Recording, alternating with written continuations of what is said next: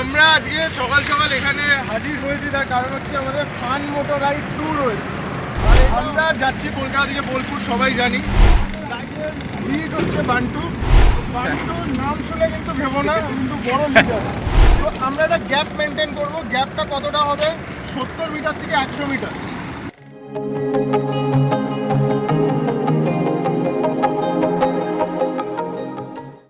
এই দক্ষিণেশ্বরের ব্রিজ থেকে অনেকগুলো রাইড স্টার্ট করেছিলাম। সবগুলো জেনারেলি সোলো ছিল অথবা হয়তো একজন ছিল, বাট এই দক্ষিণেশ্বরের মন্দির প্লাস বালি ব্রিজ এবং এই গঙ্গাকে নিয়েই আজকে আমরা একটা গ্রুপ রাইডে যাচ্ছি। আর গ্রুপ রাইডে কে যাবে, সাথে কে যাবে, কি থাকছে, সামনে ডানকুনিতে গিয়ে দেখা হচ্ছে। গ্রুপে একসাথে 25 থেকে 30টা বাইক আমরা একসাথে যাচ্ছি বোলপুরের উদ্দেশ্যে, এবং পুরো রাইডটা অর্গানাইজ করছে কে? অ্যাডভেঞ্চারাস বাঙালি। অ্যাডভেঞ্চারাস বাঙালির নামটা শুনলে হয়তো তোমরা ভাবতে পারো যে জাস্ট ঠিক আছে, একটা গ্রুপ হয়তো বা একটা টিম হয়তো, বাট এই অ্যাডভেঞ্চারাস বাঙালি লিড করছে কে জানো? ওয়ান অ্যান্ড অনলি মিস্টার বৈদিক চ্যাটার্জি। এখন কিন্তু অল ইন্ডিয়া ইউটিউবারের মধ্যে, মানে মোটর ব্লগিং যারা করে তাদের মধ্যে বৈদিক চ্যাটার্জি কিন্তু টপে আসে।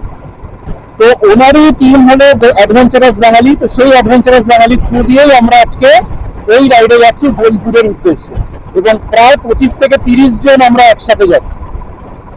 তো চলো, আমাদের ফার্স্ট মিট আপ পয়েন্ট রয়েছে ডানকুনি টোল প্লাজা। তো এখন সেই দিকেই যাচ্ছি, ডানকুনি টোল প্লাজায়।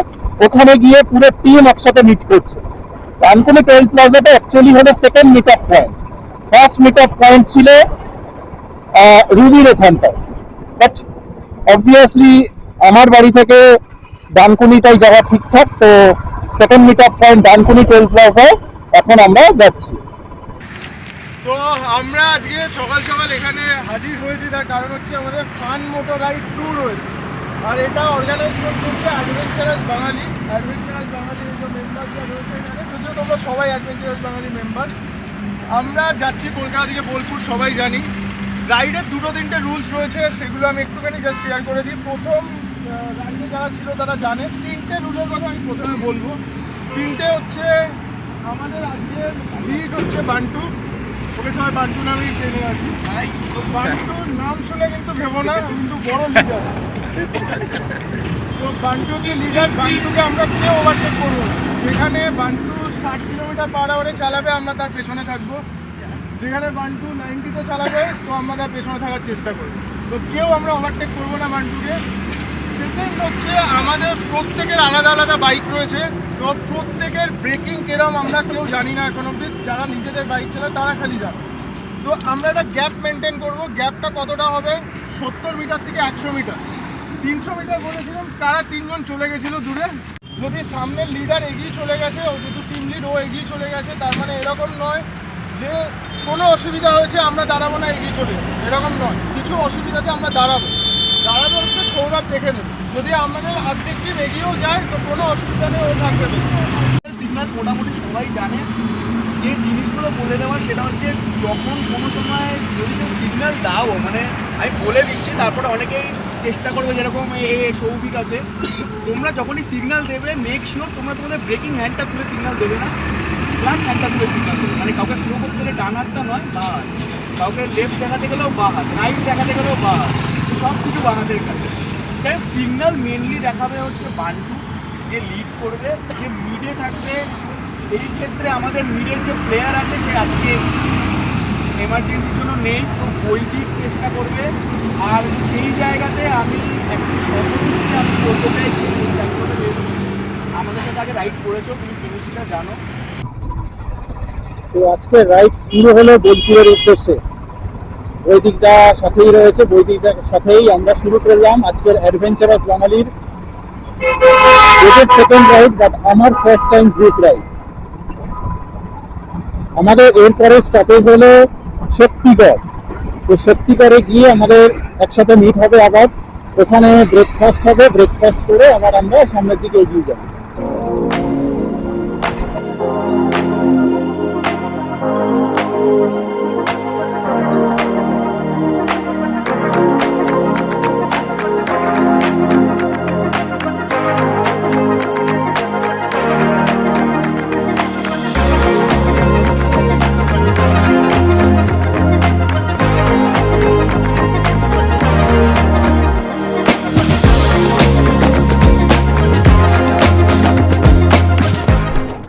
প্রচুর ডাইভারশন, প্রচুর।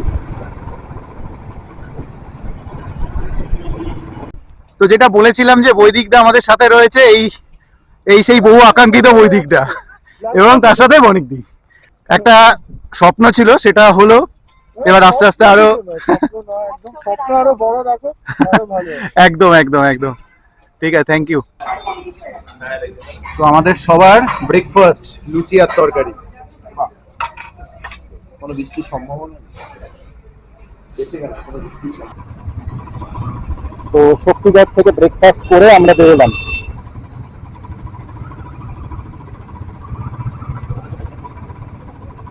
তো শক্তিগড় থেকে ব্রেকফাস্ট করে এখন পৌঁছে গেছি বর্ধমান। বর্ধমান থেকে বিস্তারের distance on an average 25 kilometre. তো আমরা এখন আরো 25 কিলোমিটার যাবো, একটা টি ব্রেক হবে, তারপরে আমরা বোলপুরের দিকে চলে যাবো। এখন সামনে আমরা যাচ্ছি বিস্তারা, আর 10-11 কিলোমিটার ডিস্টেন্সে রয়েছি আমরা শান্তিনিকেতন থেকে। আমরা এখনো জানি না যে বোলপুরে মানে শান্তিনিকেতনে ঠিক কোথায় আমরা উঠছি, কারণ ওটাকে একটা সারপ্রাইজ হিসাবে রেখেছে। আমরা বোলপুর প্রায় ঢুকেই গেছি, এখান থেকে আর 3 থেকে 4 কিলোমিটার আর ডিস্টেন্স রয়েছে বোলপুরে। তো এবার সেই সারপ্রাইজ যেখানটায় রয়েছে, মানে যে রিসর্টটা আমাদের সারপ্রাইজ হিসাবে বুকিং করা হয়েছে, সেখানে আমরা যাব। দেখা যাক কোন জায়গাটায় আমরা পৌঁছই, তো দেখাবো। তো আর 10 মিনিটের মধ্যেই আমরা আমাদের যে রিসর্ট রয়েছে সেখানটায় পৌঁছে যাব। ফার্মভিলে ব্যাংকোয়েট রিসর্টে আমরা থাকবো, এই হলো তার এন্ট্রি। তো আমরা রয়েছি ফার্মভিল ব্যাংকোয়েট রিসর্টে। এই হলো রিসর্টের এন্ট্রান্সটাই কত সুন্দরভাবে সাজানো। এই হলো মেন গেট, এখানে একটা প্যাঁচা রয়েছে, এপাশেও রয়েছে, এপাশেও রয়েছে। আর এই হলো এন্ট্রি, এন্ট্রিটা নিয়েই যদি আমি লেফটের দিকটা দেখি, এটা হলো অফিস রুম। আর দূরের ওই যে রুমটা রাখা আছে ওটা হলো ডাইনিং স্পেস। আর এখানে কিছুটা ফাঁকা জায়গা রয়েছে একটু প্রোগ্রাম করার জন্য। আর এদিকটা একটা স্টেজ বানানো রয়েছে, স্টেজে প্রোগ্রাম হয় এবং এখানটায় বসে কিন্তু সময় কাটানো যায়। এই যে বসার জায়গা রয়েছে, এখানে বারবিকিউয়ের জায়গাও রয়েছে। আর চারদিকটা কিন্তু খুব ভালো সাজানো রয়েছে এবং প্রচুর কিন্তু ফুলের গাছে ভরা।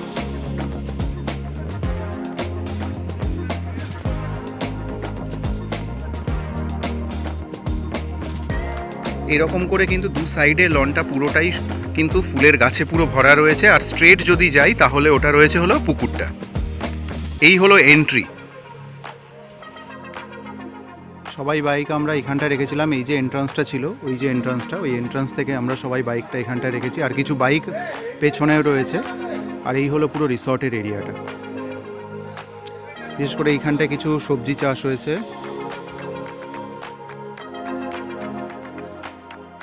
এখানে একটা ছোট পুকুর মতন রয়েছে, সন্ধ্যাবেলায় বসার জায়গা রয়েছে এখানে। আর এগুলো সব কটেজ। এই কটেজগুলোর মধ্যে একটা কটেজে আমরা রয়েছি। সুন্দর পরিবেশ, চারদিকটা প্রচুর গাছ রয়েছে, খুব সাজানো গোছানো। ডাইনিং রুমের পাশ দিয়ে যদি আমি যাই তাহলে লনটা কিন্তু এরকম দেখতে লাগছে এবং সোজা চলে যাচ্ছে যে কটেজগুলো রয়েছে বা রুমগুলো যেগুলো রয়েছে সেই দিকটায়। এই হলো সেই লেনটা রয়েছে, মানে এই লনটা দিয়ে আমাদেরকে হেঁটে যেতে হবে। এবং পুরো জায়গাটা কিন্তু ফুলের গাছে ভর্তি, খুব ওয়েল ডেকোরেটেড এবং ওয়েল মেনটেন্ড। এখানে একটুখানি ডিজাইনিং করা রয়েছে। আর এখানে কিন্তু স্পেশালিটি হলো এই যে হেরিকেনগুলো দেখা যাচ্ছে না, এগুলোর মধ্যে কিন্তু লাইট জ্বলে। এই বাদিকের এগুলো সমস্তগুলো হলো রুম রয়েছে, এক একটা করে রুম রয়েছে। আর ডান দিকের এগুলো কটেজ সিস্টেমে রয়েছে, এগুলোতেও ডাবল বেডের সব রুমগুলো রয়েছে। আর এই পুরো লনটা দিয়ে যদি আমি হেঁটে যাই, সামনে যে ডান দিকটা গেটটা দেখা যাচ্ছে, এই গেটটা থেকে ডান দিকে গেলে আরো অনেকগুলো কটেজ রয়েছে। এই যে এইদিকে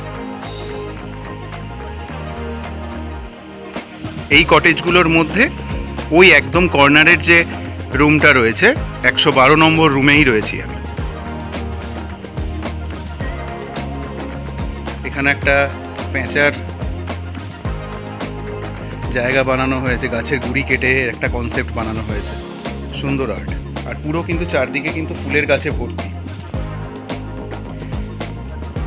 এই দিকটাও কিন্তু একটা ফ্রি স্পেস রয়েছে, যে স্পেসটা আমরা সবাই সবার বাইকটাকে পার্ক করেছি। এই হলো টোটাল আমাদের বাইক, এতগুলো বাইক এসছে, 23টা বাইক রয়েছে। সবার প্রথমে রাখা রয়েছে বৈদিকদার বাইক, কেটিএম অ্যাডভেঞ্চার। তার সাথে যেমন দেখো একটা ভার্সিস রয়েছে, একটা স্কুটি রয়েছে ইয়ামার, BMW, এখানে রয়েছে Glamour, R15, SP shine, SP 125, এপাশে রয়েছে ক্লাসিক 350, এখানে একটা RTR আছে, এটাও আর একটা RTR, মেটেওর 350, এটা আমার বাইক ক্লাসিক, ডিউক, ডমিনার 400, এখানে একটা ইয়ামার রয়েছে, একটা অ্যাভেঞ্জার রয়েছে, এই আর একটা ডিউক, রয়্যাল এনফিল্ড, মেটেওর, আর একটা জিটি। এই হলো টোটাল বাইক। এতগুলো বাইক নিয়ে আমরা এসছি। এই হলো টোটাল পার্কিং স্পেস। এখানেও কিন্তু সুন্দর রয়েছে, এই জায়গাগুলো একটু কটেজ মতন করা রয়েছে, এগুলোতে হলো এখানকার যারা কাজ করে তাদের জন্য, তারা এখানে থাকে। আর এটা কিন্তু একটা খড় দিয়ে বানানো এবং বেড়ার একটা ঘর রয়েছে, এটা মন্দির অ্যাকচুয়াল। মন্দিরটা এখন তালা বন্ধ রয়েছে। ভেতরে কিন্তু মা সরস্বতীর, না এটা হলো লক্ষ্মী, মা লক্ষ্মীর একটা মূর্তি রয়েছে। এসো মা লক্ষ্মী, হ্যাঁ লক্ষ্মী ঠাকুরের একটা মূর্তি রয়েছে। এই হলো টোটাল জায়গাটা।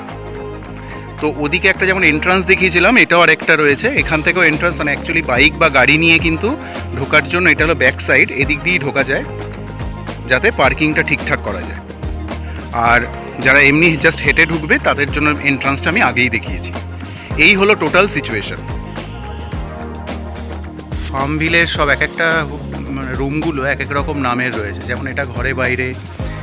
আর আমি আর প্রিয়জিৎ মানে রাজ যে রুমটায় রয়েছি সেটা হলো অতিথি 112 নম্বর রুম। রুমটা খুবই সুন্দর, ছোটোর মধ্যে বাট খুবই সুন্দর। এই বিছানাটা রয়েছে, এখানে এসি রয়েছে, ফ্যান, এদিকে টেবিলগুলো রয়েছে, টেবিল চেয়ার রয়েছে, সুন্দর একটা টিভি রয়েছে, বড় একটা বড় মিরর রয়েছে, আর একটা ওয়ার্ড্রপ রয়েছে। এগুলো সব জিনিসপত্র রাখা যাবে। ব্যাকপ্যাকগুলো আমরা এখানেই ঢুকিয়ে দেবো, এখন জাস্ট ঢুকেছি। আর এই পাশটায় রয়েছে ওয়াশরুম, প্রিয়জিৎ এখন ওয়াশরুমে ঢুকেছে, ওয়াশরুমটাও ঠিকঠাক আছে। এই হলো রুমের সিচুয়েশান। খুব ভালো একটা ফিশ থালি নিয়ে আমাদের লাঞ্চ শুরু হলো একটু দেরিতে। একটু লেট লাঞ্চ করে ফ্রেশ হয়ে আমরা সবাই এখন যাচ্ছি কোপাই নদীতে। কোপাই নদীর ওখানে সূর্যাস্ত দেখবো এবং কোপাই নদীর সৌন্দর্যটা দেখবো। কতটা জল আছে জানি না, তবে যাই গিয়ে দেখি কোপাই নদীটা কিরকম রয়েছে। আজকে প্রথমে প্ল্যানিং ছিল যে সোনাঝুরিতে যাব, তো সোনাঝুরিতে তারপরে ভোটিং হলো, সবাই বলছে আজকে সোনাঝুরি না, সোনাঝুরিটা স্যাটারডে গেলে বেটার। তো তার জন্য আজকে আমরা সোনাঝুরিতে যাচ্ছি না, আমরা এখন যাচ্ছি কোপাই নদীতে। তো কোপাই নদীর ধারে গিয়ে বসবো, একটু সময় কাটাবো। কোপাই নদীর অবস্থা খুবই খারাপ, এইরকম সিচুয়েশন। এদিকে একটুখানি দোকানপাট বসেছে, সব উঠে যাচ্ছে এখন যেহেতু সন্ধ্যা হয়ে যাচ্ছে। ব্রিজের ওপর থেকে কোপাইকে খুব একটা ভালোভাবে দেখা গেল না, কারণ জল নেই বললেই চলে এবং খুবই নোংরা, পুরো খালের মতন হয়ে গেছে। তাই আমরা একটু এগিয়ে যাচ্ছি যে একটু যদি ভালো ভিউ কিছু পাওয়া যায় কোপাই নদী, তার জন্য সামনের দিকে আর একটু এগিয়ে যাচ্ছি। সামনে 1.5 কিলোমিটার মতন এগিয়ে একটা ভিউ পয়েন্ট আছে, ওখানে গিয়ে দেখছি যে ওখান থেকে ভিউটা কিরকম আছে। কিছুই ভিউ না পেয়ে অগত্যা ফিরে এলাম রিসর্টে। রিসর্টে ফিরে আমাদের এবার শুরু হলো চিকেন বারবিকিউ, এবং তার সাথে কিন্তু অসাধারণ আদিবাসী নৃত্য। মন কিন্তু ভরে গেল।